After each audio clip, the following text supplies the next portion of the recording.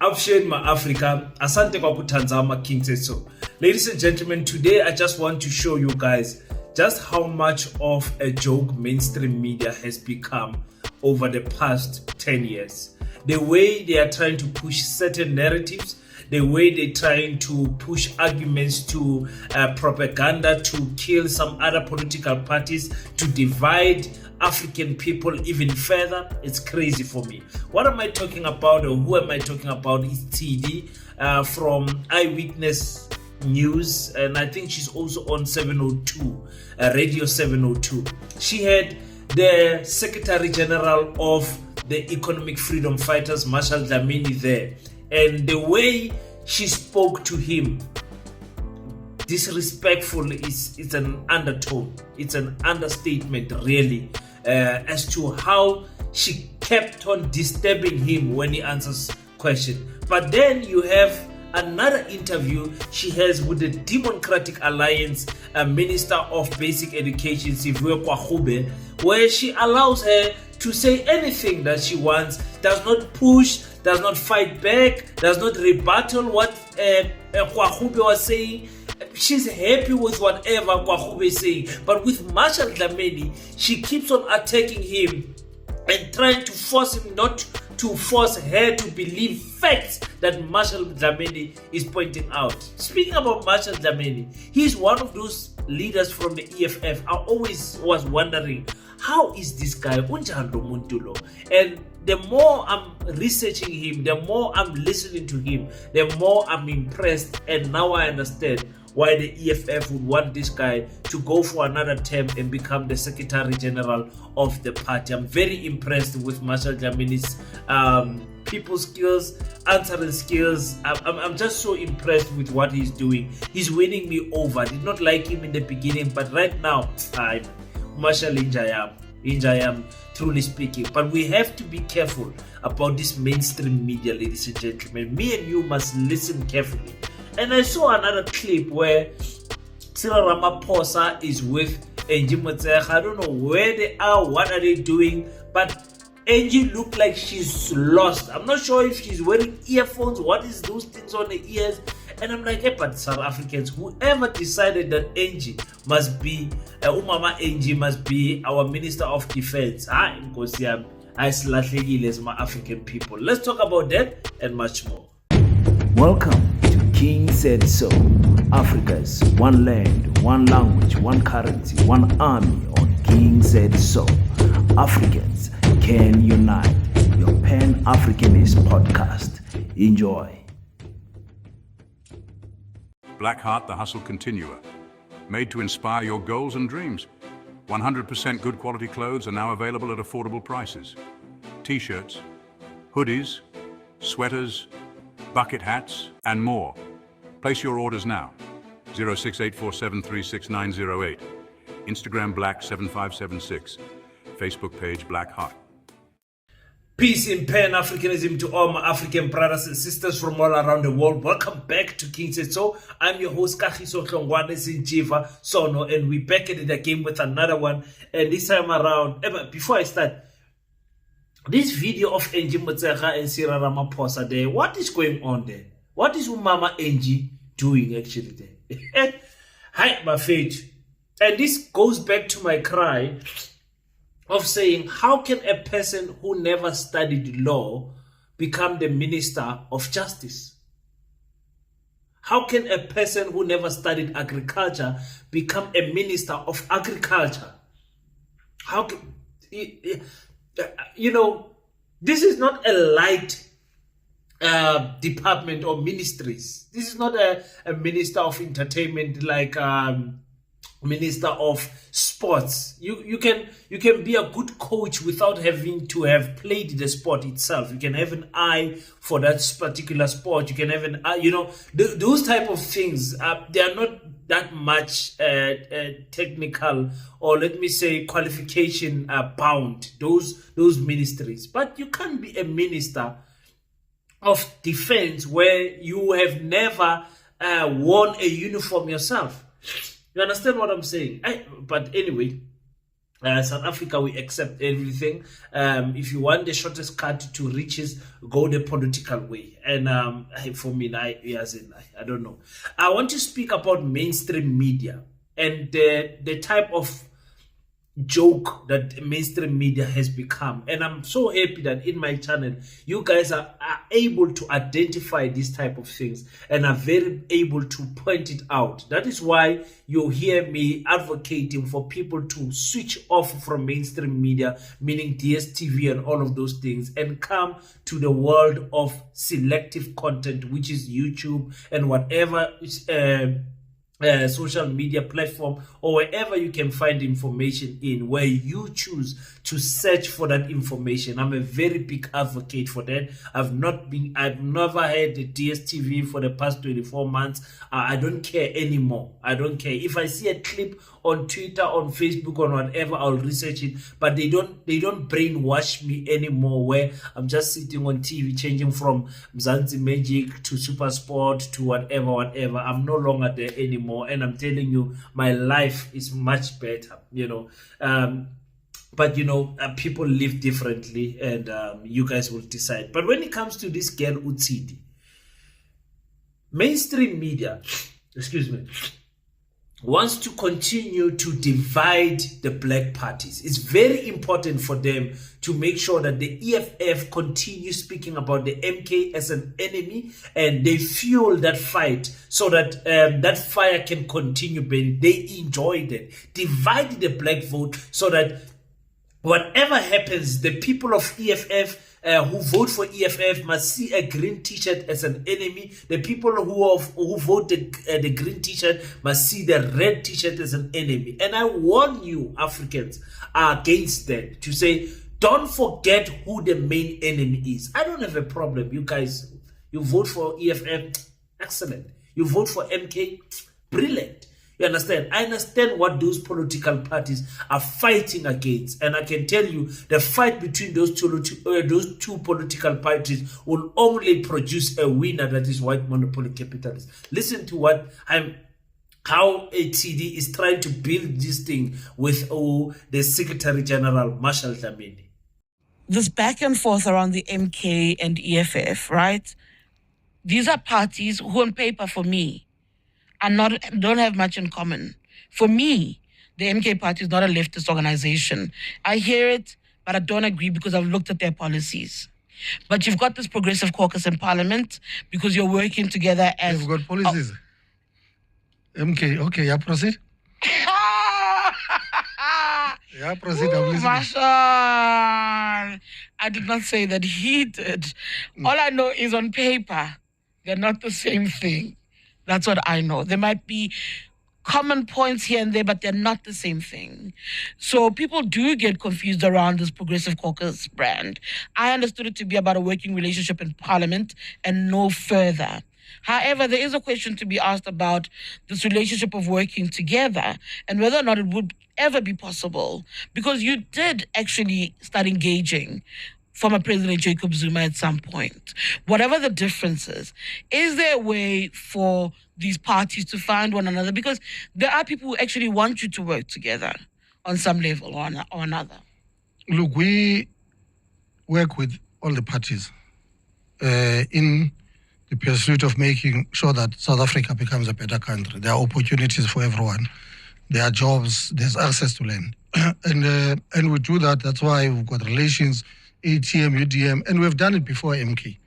And we've always been clear, even when it comes to local government, to work with reactionary parties. We coexist with racists, AfriForum and the Freedom Front Plus, because we know that we are living in a constitutional supreme country, in a democratic country. We do that. But one thing that we're not going to do is when people, they take a decision that they are interested to destroy the EFF, whether black or white, that one we're going to defend. And that's what MK decided to do. And we're not going to fold our arms. One thing we can do is that the ngesiZulu sithi uma bekushaya kokuqala akulona iphutha lakho mase wesibili bekuphinde ndawo eyi-1 sekuyiphutha lakho, and we're not going to accept that. So they've taken that decision that their program is EFF. It's poaching members of the EFF, doing everything, and we're not going to sit back. We can't be and we're not going to do what society, and people are saying that every time they assault us and we are expected to be the bigger person, we're not going to be the bigger person. If they fight, we're going to fight back. We have to. If you've been long on my channel, you know I always advocate or always teach this thing to say, guys, look at people's body language, listen to their voice tone, and study their facial expression to understand where this person is standing. Just look at how joyful she is when she says, listen, for me, you know, when I look at on paper, the EFF and the MK, they don't have much in common. Really? I mean, you EFF guys believe that? You MK guys believe that your policies are so a world apart that you guys don't have much in common. And you guys bite this bait all the time to say no, the EFF is completely left and the MK is completely that side. I don't believe that. These parties have got the same common aims. For me, their goals is to liberate the African people. The other one is talking about economical freedom in our lifetime. The other one is talking about total liberation. Is that not the same thing? Or foundationally, these parties are the same. The problem is that we don't want to see we don't want to see that this division makes us weaker. So those ones are happy with their 9%. Those ones are happy with their their 15%. They don't see that together they would have beaten the DA. They don't see it. You know, Jacob Zuma refusing to join the EFF refusing to join the that is us abantu abamnyama. And inkani, as nenkani Tina Shem, I King will never Tina ma fighter. This is our party. We have built it for 11 years. It's when is it going to be about African people, about black people? Because once we can find those type of leadership, and that's what I'm wishing for, that the next type of leadership that we find in politics will be able to put their differences aside. You will meet this person that says, no, you know what, yeah, it's fine. You become the leader. I'm following you with my political party, as long as we are in an understanding that African people must be liberated.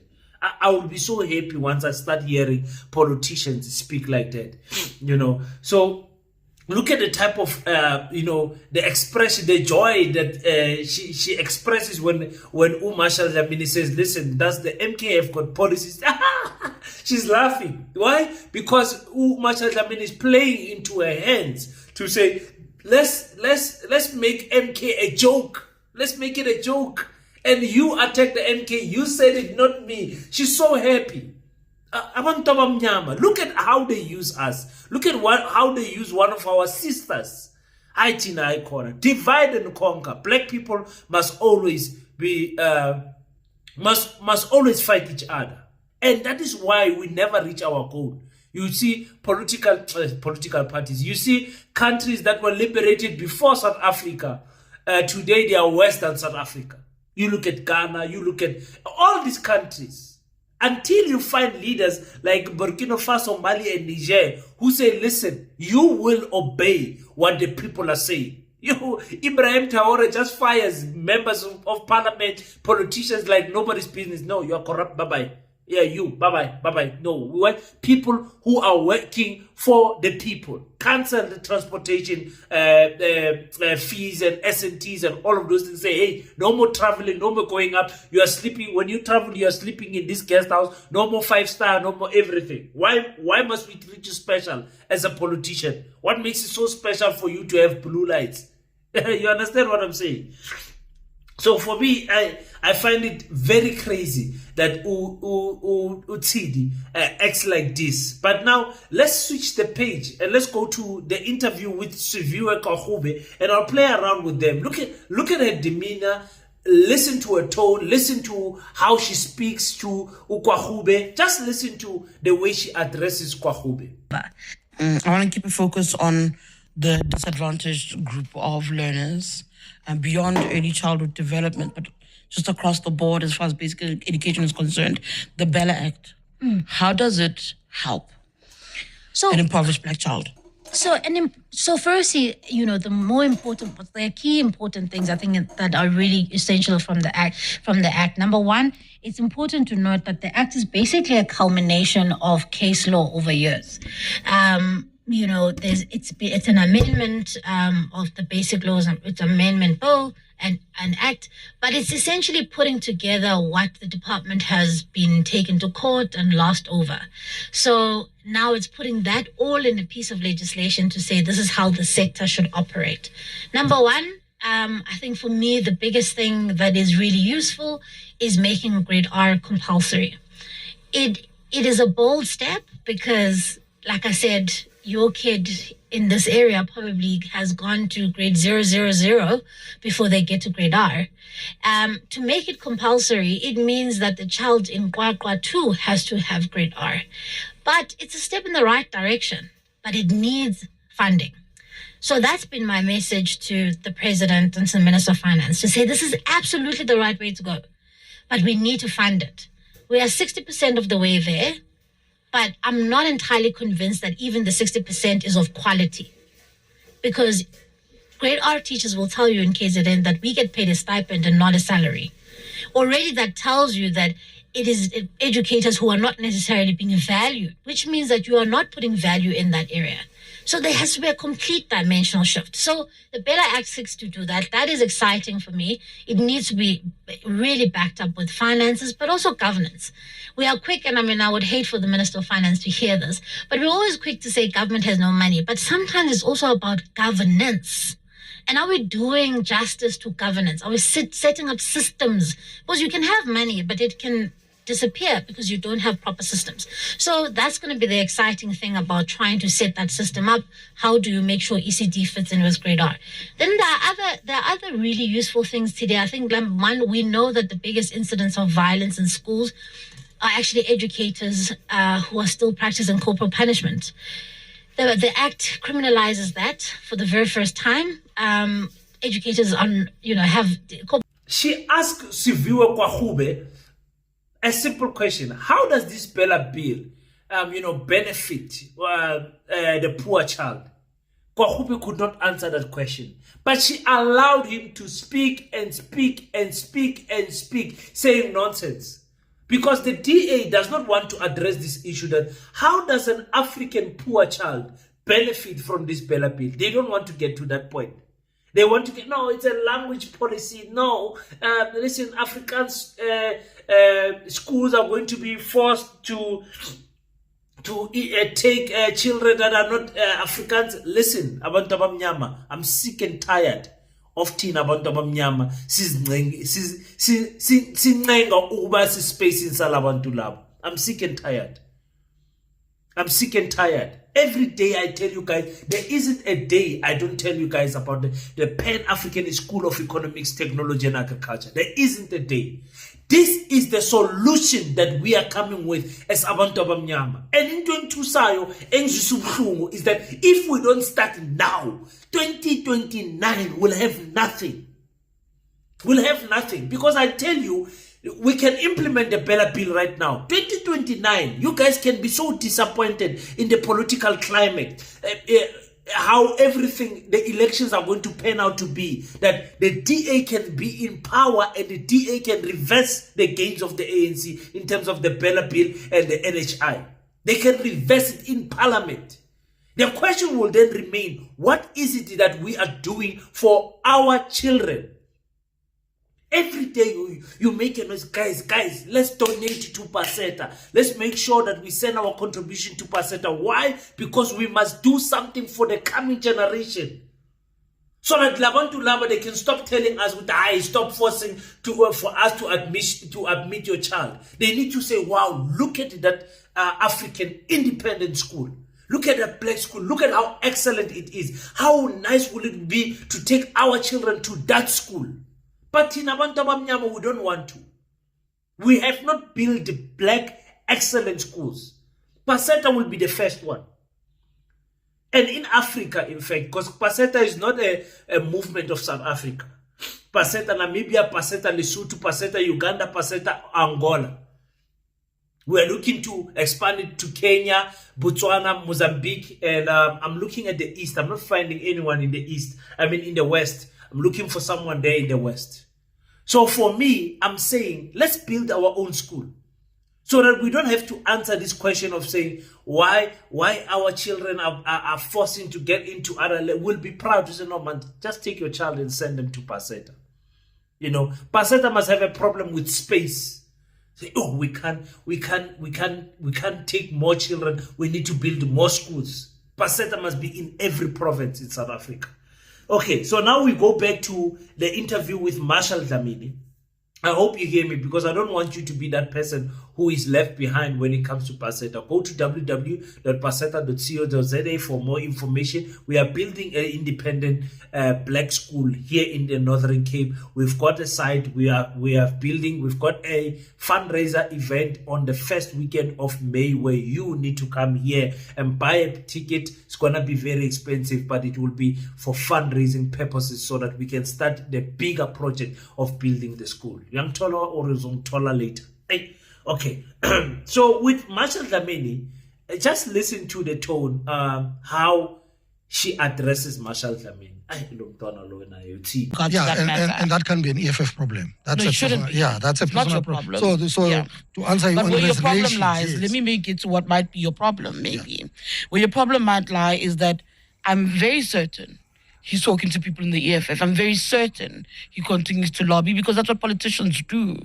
How does the EFF then sit and wade through those waters? Are you worried? You go into a conference, not everybody's going to emerge happy. Some people are buying their time. Your leader has said that everybody was going to go has gone. That's not true. How do you wade through these waters? Look, he's speaking to the people like every other party that has been trying, as they do. And there's nothing much you can do except reorganizing your own organization, making sure that it sticks to its principles, it follows its policies. Because if you're going to be threatened by individuals who wants to leave, you will never have an organization. It's going to collapse, because every day you're going to be put left, right, and center trying to follow that. We have to go back to that conference and look at the policies of the EFF. What are the principles? What are the policies? What is our funding manifesto saying? What is the program of action that will guide all of us for the next 5 years without chasing personalities and people that try to blackmail and threaten you on the basis that they're going to leave? But what made us happy is that when that resignations they happened, the membership of the EFF responded, not even leaders. The membership all over the country. That's why they ran that I'm renewing my membership. It moved all over the country without us having to say, yes, without us having to say, strategize as a leadership. We never said anywhere as CCT to say we have to come back with a fighting back strategy. We're still trying to deal with these members, and we saw members on the ground and say, I've renewed my membership. And they did that within a short space of time. And that gives you, yes, that gives you that shows you that you've got a solid organization, and no one can destroy that organization, because the ground forces, they protected their own organization without even getting a mandate from leaders. No one. They were all over the country saying, I've renewed my membership in their own corners. I'm not convinced by this argument that you're making, but I'm not gonna dwell on it. Why is it so different? It's not a fact. It's a campaign that was put on social media. No, it's removed from reality. Only time will tell. No, I can't agree with you. No. But what I'm saying to you, it's a fact, because to me, it was a campaign on Twitter. No. Mamela, it's a fact, because the membership was renewed. I've got forms. I've got proof of payments. So it can be. It's a fact. It was renewed. It was not a campaign. Remember when we had the year of membership, 1 million, majority of the membership was expiring 2024. And when it happened, majority of those members were expired. So they renewed. So that's why I'm saying it's a fact. They've renewed them. Okay, SG of the EFF. I'm a fighter, Amahle. Let me start by saying this. I'm a fighter, Amahle. We have to get over this thing that the MK political party is talking to the EFF members. Guys, we have to get used over that thing. Why am I saying that? The EFF was built over the backbone of ANC members. And other members coming from other political parties. I think Mzwanele Manye was coming from the ATM. And, the people in politics, in politics in general. Because Tshidi, what she was trying to do was to create this fight. To say, you guys, what are you gonna do? They are poaching your members and whatever. She's trying to spark this fight so that Marshall can, answer the way he did. There will always be politicians speaking to each other cross political regalias. There will always be.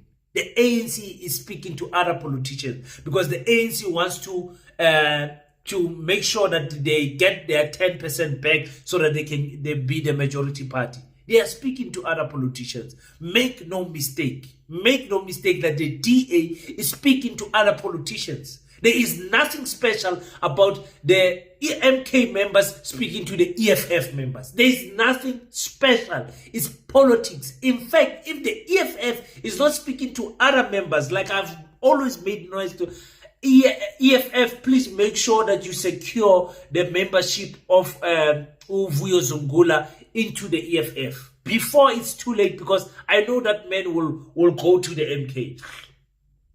Make sure that you secure that man. Speak to other political parties. And this is not strange because the EFF leadership itself has told us that they've been going in negotiation, speaking about the MK, if they should join the MK. It's normal. It's normal. Let's stop this thing of trying to demonize the MK party for speaking to other politicians. They need more members. The MK political party is talking about 2/3 majority.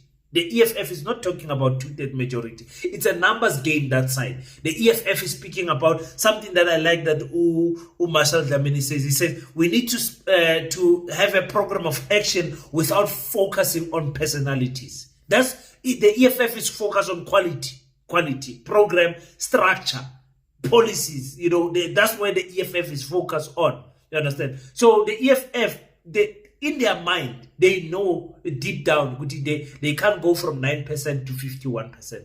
They know.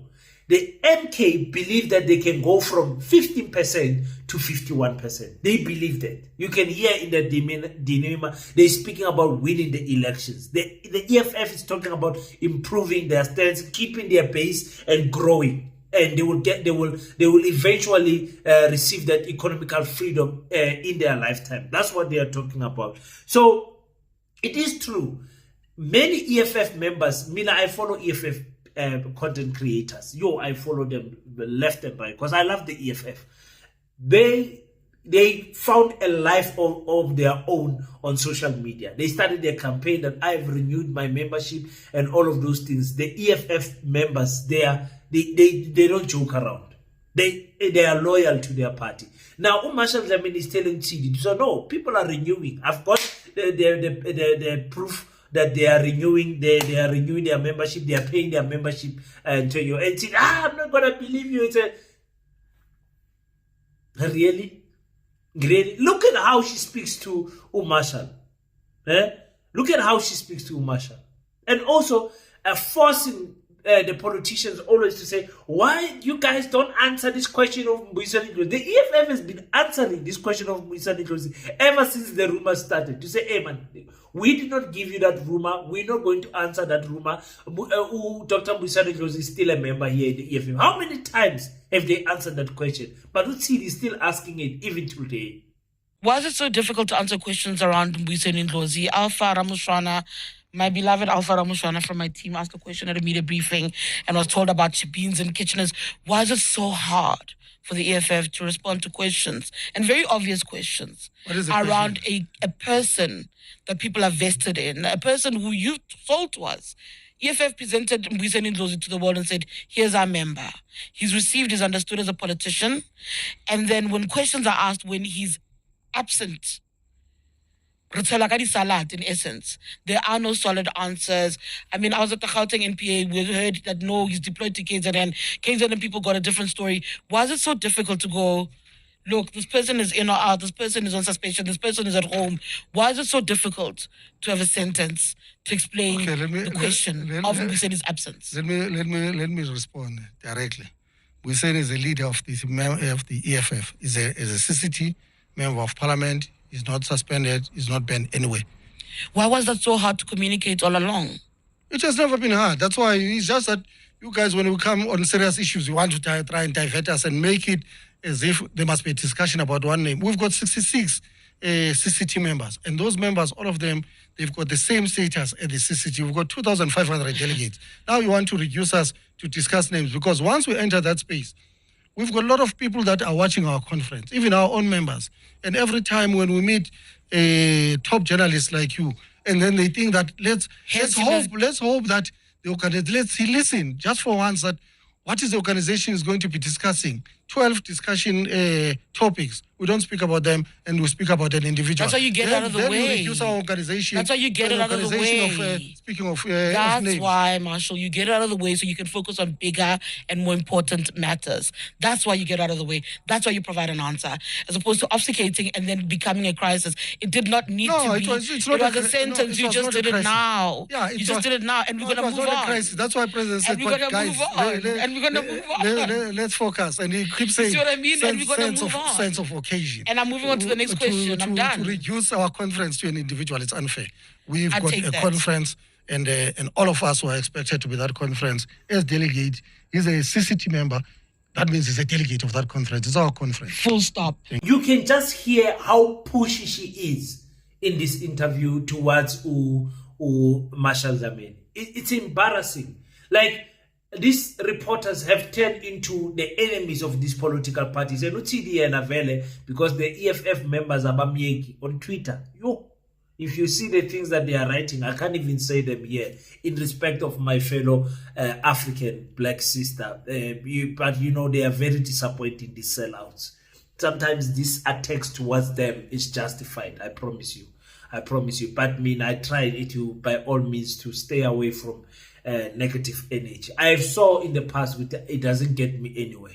You know, I was one of those people who attack strong. If I hear a video clip of another YouTuber saying something and whatever, attack. But once you grow in maturity and grow within yourself as an African person who's trying to push Pan-Africanism, you understand that you're dealing with colonized minds. You're not dealing with the individual. You're not dealing with that person. You're dealing with what has been programmed in their minds. So I want to talk about Tshidi. You might think that they will never change ever, you know. But I'm telling you, it's people like them, who will come out and say, listen, I was in the DA and that political party is racist. And then it's joy to us. The mainstream media will not push on Mbuyisane Ndlozi saying that. He will say that in podcasts and whatever. Mainstream media will not even ask the racism question towards these members who have left the Democratic Alliance. But you know, when it comes to the EFF, everybody must focus on the tension that is clear of Dr. Mbuyisane Ndlozi, you know. So we are waiting to see how, I mean, the EFF has got a very busy week in this National People's Assembly that is this weekend. It's going to go crazy. Because the main thing that mainstream media is going to carry over is to see, where is Mbuyisane Ndlozi? Why is he not in the top leadership? Why are you putting him? Are you suspending him? Is he going to leave? And all of those things. Right? It's really funny. But I want to show you just how Tshidi asked the questions to Gwarube. You just heard how she speaks to Marshall Dlamini. Listen to how she speaks to Gwarube. This is just beyond the disparity of resources. Kids, English and Afrikaans speaking children outperform children who are not taught in that language, who are taught in English or Afrikaans, but who are not English and Afrikaans speaking. By far, whether it's science, by far, you will see the graphs. Because from grade 1 to grade 3, you are taught in your mother tongue generally. And then from grade 4, you then, particularly in say rural schools, then you'll start introducing English. Now you're expecting that child to learn English as a language and learn through English. So they're learning now maths or whatever, learning through English. So what the Act says is that, you know, Section 29 of the Constitution says that where it is practicable, learners should have access to mother tongue language. And I think this is a long conversation that's been long coming. It's just so unfortunate that for me it's so divisive, because actually the biggest crisis here is for poor Black learners who have actually been left behind because they have been taught in English and through English for a very long time. And as a result, they're being left behind in critical subjects. So those are some of the things that are exciting about this piece of legislation. It's just, we never talk about it. We talk about the... Section 4 and 5. Yeah. language policy and these are on the SGBs as well. And admission policies. Admission policies. But let's speak about that though. Because the counter argument in essence is that these two issues have been used to exclude many a child in particular communities. And I think that speaks more to experience of people in suburban areas. Where you try and get a child in your neighborhood, it's a predominantly Afrikaans neighborhood, the child is left out again due to language. That also is a legitimate argument to be made, is it not? Absolutely. It is absolutely a legitimate argument to be made. And where that has happened, it actually goes against everything that our constitution stands for. And so, again, I mean, completely debunk this. Sorry to nerd out. Completely to debunk this. You are absolutely right. So what the Act seeks to do is to say, how is the decision made to admit a child? First, they apply at a school, and then the SGB is involved in setting the admission policy. And how is that admission policy, put together? Then the Act says, an SGB may accept or not accept a child on whatever reasons, but then the HOD becomes the appeal authority. So the HOD now must negotiate with the SGB for whatever reason. Now, SGBs are saying, if you are saying that the HOD is the final arbiter, you completely leave us out of the conversation. And we are the first port of governance at a school. And it's true. But at the same time, Tshidi, no SGB, no school has the right to exclude a child on the basis of race or language or even sexual orientation, because that's something else that we're going to be dealing with very, very soon. Once South Africa moves on from Bela, we're going to be talking about gender-neutral bathrooms. We're going to be talking about transgender children. So the point is, no school is allowed to make that kind of exclusion. The real contention here is what comes first. It's a chicken or the egg. Is it the HOD first, and then we are the last arbiter as the SGB? Or is it the SGB first and then the HOD? Literally, that is the only contention here. Everybody recognizes. Okay, you guys just heard how she speaks to her. Now, let me say this. Abantu abamnyama, it's embarrassing for us, we hear a black lady, Gwarube, saying, listen, you know what? English and Afrikaans speaking learners outperform learners who are not English and Afrikaans by miles. I mean, the graph is there. You can see that they are outperforming them because they're not learning in their language, You have to learn first the language, then you learn, all of those things. And Bafet, you can tell us something, so we are in embarrassment in Abantu Abamnyama. Asifunu developing those. We don't want to develop our own languages. The one of the biggest weakness, especially in Africa, especially in SADC, one of the biggest weaknesses we have is that our ancestors did not document things properly. We were taught by, a grandmother in a village is a walking library. And we were proud of that. But that cannot continue to persist like that. We need to have physical libraries, physical books, so that tradition and culture does not get lost, especially in translation. So to hear someone, for me, they in the English speaking learners, they outperform the African learners. Since 1994, we are still not proud of our school. Let me tell you something. At PASETA will never teach Afrikaans, and I'm not even defending English. Because it's also an embarrassment that we are still sticking with this thing of English. The Russians don't. They don't. The Chinese don't. The Japanese don't. They don't care about English. They learn English when necessary by force because of communicating, but they don't. We as Africa must have a main language that all African schools must teach, and that is Kiswahili. You guys know how I feel about Kiswahili. So it breaks my heart to hear it, but also it breaks my heart even further to say, what are we going to do about it? Because if PASETA chooses, adopts Kiswahili, some South Africans will have a problem. Some black South Africans will have a problem. But if PASETA chooses English and Afrikaans, most South Africans will not have a problem. Unless we are tolerator or later. You know, that is the issue with our minds. It's that's why sometimes I'm like, I like dictatorship. Because you can just decide, hey, we're not teaching Afrikaans in the school. Whether the parents we are not teaching Afrikaans in this school that we have built as African people. We're going to check the community, which language is most spoken. Is it Xhosa? Is it Tswana? We're going to adopt it into our school. The challenge then becomes, how advanced is that language to teach science? The terminologies of science, can they be found in your language? You see what I'm saying when I say the development of the language is not there. And Bafetu, if we don't start by developing our language, Sizokala always good. Why must my child pass this African school that is next to me to go in? The question is why. It's not why must your child pass this African school. The question is, why are you not building schools for your children?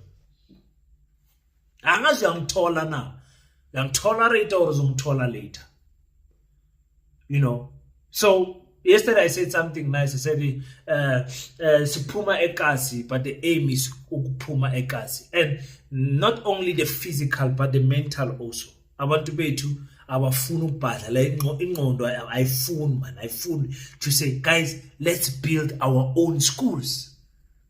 Let's build, and not everyone can do it, but you must just find a project like PASETA that is already on the movement. The progress that PASETA has made over the past, how old are we now? 6 months? Yeah, 6 months. 6 months. We started in July. The 21st of July is when PASETA was born. To the public. To the public. The actual PASETA dream started in January this year. But the registration, everything, the team, everything started in 21 July. Bank account, everything being exposed to the public. Like the announcement, just like MK is celebrating his 1 year on the 16th of December, but they did not really start or it was not formed on the 16th of December. You understand what I'm saying? So 21 July is our birthday as PASETA. Look at how far we've come, the website, the team that we've got. Managing also to have other people from other countries who say, King, we love what you're doing. We would love to have PASETA in our country. You know, if we don't build our own, my African people, Kohlwane, we can put the Bella bill and execute it as much as we want. If we don't improve, preserve our own languages, we are not going anywhere. If we don't build our own schools, let's build PASETA. It will inspire someone. Someone will say, wow, PASETA, wow, I can do better. I can build Mavuka or whatever the name would be. He says, okay, my school will focus on tradition and learning and whatever, but still following the South African school curriculum. But we are focusing on this. You understand? 20 years from now, I'm telling you, there will be many schools, black independent schools.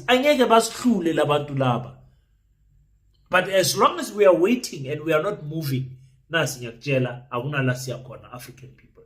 So I urge you guys, thank you so much for all the donations that we are receiving. But I'm still urging you guys because it's December, it's tough. PASETA still has got a lot of work to do. We don't stop. There's no closing date for PASETA. There's no closing date for us. So the work does not stop. So I urge you guys to please, you know, make a donation to the Pan-African School of Economics, Technology and Agriculture for the coming generation. You know, Sayiphuza le mali, sidla ngama take away le money. We do a lot of things with our money. It's your money. I'm not going to control how you spend your money, but I'm saying from that extra that you might have, please make sure that you contribute to the future of our children.